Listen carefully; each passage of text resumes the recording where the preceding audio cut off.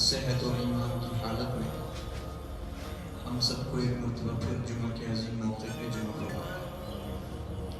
اللہ تعالیٰ ہماری حاضر کو قبول فرمائے، ہم سب کی ہدایت، اصلاح اور تربیت کا ذریعہ بنائے۔ قبل اس کے کہ گفتگو کا باقاعدہ آغاز ہو، میں اپنے تمام آنے والے بھائیوں سے ایک درخواست کروں گا کہ سب اپنی نیت درست کر دیں۔ وہ یہ کہ میں اللہ کی رضا کے لیے اللہ کی بات سن رہا ہوں، اور ساتھ ہی یہ درخواست بھی ہے کہ انشاءاللہ اللہ تعالیٰ ہم سب کو اپنی رحمت سے نوازے گا، لیکن ہم سب کے دل کا رخ اللہ کی ذات کی طرف ہونا چاہیے، اور دل میں یہ ارادہ بھی ہو کہ بلکہ یہ دعا کر کے بیٹھیں کہ اے اللہ ایسی گفتگو کرا دے، وہ باتیں سامنے آ جائیں جن کی ہم سب کو ضرورت ہے، اور پھر اندر ہی اندر اپنا جائزہ لینا اور محاسبے کی کوشش کی جائے کہ جو بات سامنے آئے اس پہ فوراً غور کیا جائے کہ اس حوالے سے میں کس جگہ کھڑا ہوں۔ پھر اللہ تعالیٰ کی بارگاہ میں ان گفتگوؤں کا، ان مجالس کا اور جمعے کے موقعوں پر آدمی کچھ وصول کر پاتا ہے۔ اللہ تعالیٰ ہم سب کی مدد فرمائے، اللہ ہمارے لیے آسانی فرمائے، اللہ پاک نفس کے شر سے ہم سب کو محفوظ فرمائے اور اپنی خاص نظر کرم فرمائے، آمین یا رب العالمین۔ اللہ تعالیٰ بے مثال ہے، لازوال ہے، باکمال ہے۔ آپ نے اپنے آباء و اجداد سے وراثت میں کچھ جملے سیکھے۔ اگر ہم اپنے کشمیر پر نظر دوڑائیں تو ہمارے پڑھے لکھے یا سیدھے سادہ افراد جو گزرے، آباء و اجداد، بوڑھی مائیں، انہوں نے اپنی سادگی میں ہی صحیح مگر ایک امانت کو ہم تک منتقل کیا، ایک پیغام ہم تک پہنچایا۔ اب آگے چل کر کے ہماری ذمہ داری اور ضرورت ہے کہ ہم ان چیزوں پر غور کریں، اس پیغام کی تہ تک پہنچنے کی کوشش کریں۔ وہ کیا ہے؟ آپ نے اپنے آباء و اجداد کو سنا ہے، جب وہ اللہ کا نام لیتے ہیں تو ساتھ میں کہتے ہیں اللہ پاک، اللہ پاک۔ جب وہ پیارے نبی صلی اللہ علیہ وسلم کا نام لیتے ہیں تو کہتے ہیں نبی پاک صلی اللہ علیہ وسلم۔ جب وہ اللہ کی کتاب کا نام لیتے ہیں تو ساتھ میں کہتے ہیں قرآن پاک، اور جب وہ شریعت اور اللہ کے قانون اور نظام کا نام لیتے ہیں تو کہتے ہیں شریعت پاک۔ اور پھر اگر اللہ تعالیٰ کی جنت کا نام لیتے ہیں تو کہتے ہیں جنت پاک، اور اگر دنیا کی جنت کا نام لیتے ہیں تو کہتے ہیں مدینہ پاک، اور اگر اللہ کے انوار، تجلیات اور اللہ کے اصلی مرکز کا نام لیتے ہیں تو کہتے ہیں مکہ پاک۔ یہ سب ہم نے سنا نہیں سنا؟ یقیناً یہ سب باتیں ہم نے اپنے آباء و اجداد، اپنے بزرگوں سے سنی۔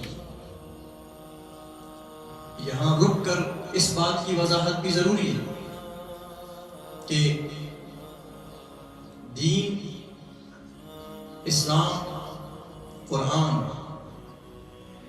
اللہ کا نظام بھی ہم تک خود بخود نہیں نازل ہوا، یہ بھی ہمارے اسلاف کے ذریعے ہم تک پہنچا ہے، ایسا ہے نہیں؟ رسول اللہ صلی اللہ علیہ وسلم نے اپنے صحابہ تک پہنچایا، صحابہ نے آگے تابعین تک منتقل کیا، انہوں نے تبع تابعین تک منتقل کیا، پھر رفتہ رفتہ درجہ بدرجہ تسلسل کے ساتھ اللہ تعالیٰ نے اس دین کو، اس نظام کو ہم تک پہنچایا۔ تو گویا معلوم ہوا کہ اسلام ہم تک اڑتا ہوا نہیں آیا اور ہمارے گھر میں اچانک اسلامی کتاب کا نزول نہیں ہوا، یہ ہمارے اکابرین، اسلاف، صحابہ، انبیاء، اولیاء، بزرگان دین، انہی سے ہوتا ہوا ہے۔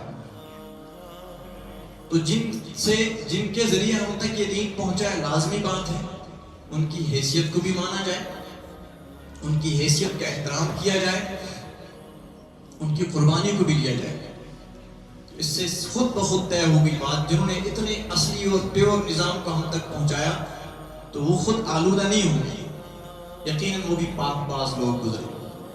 اس اعتبار سے ایک اچھی خاصی تعداد امت کی ایسی رہی ہے جو یقیناً ہر لحاظ سے قابل اعتبار، مستند، معتبر، اتھینٹک اور یقین کا مرکز رہے۔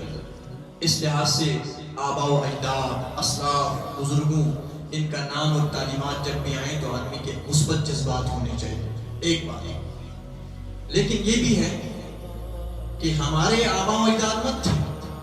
رسول پاک صلی اللہ علیہ وسلم نے جب اہل مکہ کے سامنے اللہ کی بات کی، آپ نے اللہ کا قرآن پیش کیا، آپ نے ہدایت کی بات فرمائی، آپ نے انصاف کی بات فرمائی، آپ نے عبادت کا صحیح تصور پیش فرمایا، آپ نے درد دل کی بات چھیڑی، آپ نے انسانیت کے پسماندہ طبقات کے حقوق کی بات کی، تو اس موقع پر ہونا تو یہ چاہیے ساری صاف آوازیں تھیں۔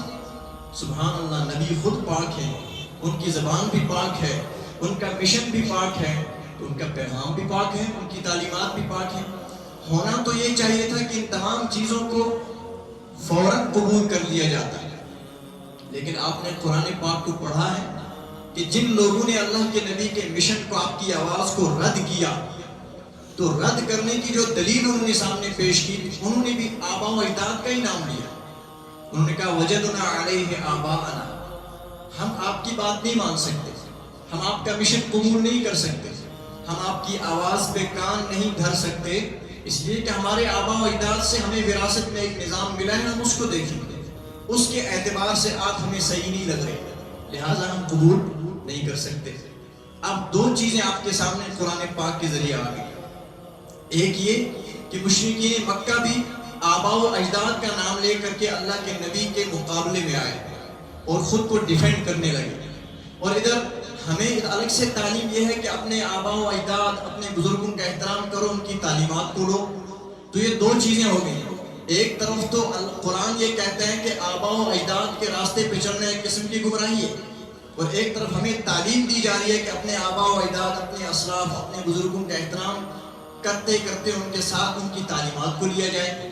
تو ان دونوں چیزوں کو سامنے رکھ کر ایک تیسری بات واضح ہو گئی، وہ یہ ہے کہ آباء و اجداد، اکابرین، بزرگوں، اسلاف کی دو قسمیں۔ کتنی قسمیں؟ وہ یہ ہے کہ کچھ وہ ہیں جو نسب میں تو آپ کے بڑے ضرور ہیں، لیکن ان کو اگر شریعت کے قانون کے ترازو میں تولا جائے تو ان کے مسائل، ان کی فکریں، ان کے جذبات، ان کی تعلیمات، ان کی باتیں صحیح۔ ایسے موقع پر ہم نے شخصیت پرست نہیں بننا ہے، لسان پرست نہیں بننا ہے، قومیت پرست نہیں بننا ہے، بلکہ یہاں پر ہم نے اللہ کی بات تک پہنچنے کے لیے آباء و اجداد کا احترام کے ساتھ، احترام ضرور کریں گے، لیکن کہیں گے یہاں پر ان تک اصل بات نہیں پہنچی، وہاں ان کو تھوڑا سا سائڈ میں کر لیا جائے۔ لیکن جہاں ایسے اسلاف، ایسے بزرگ، ایسے آباء و اجداد رہے ہوں کہ جن کو آپ کتاب کی کسوٹی پر تولیں تو کتاب ان کو اوکے قرار دیتی ہے، کتاب ان کے بارے میں مارک کرتی ہے کہ اس جیسے افراد، یہ زندہ کتاب ہے، ان کا کردار اصلی کتاب ہے، ان کی سوچ اصلی کتاب ہے، ان کا وجود اصلی کتاب۔ تو ایسے آباء و اجداد اور اسلاف کا نہ صرف یہ کہ احترام ضروری، بلکہ ان کی تعلیمات، ان کی پیروی حقیقی دین اسلام کی پیروی۔ بات واضح ہو گئی؟ یہ میرا عنوان نہیں ہے، مجھے ضمن یہ بات کہنی پڑی۔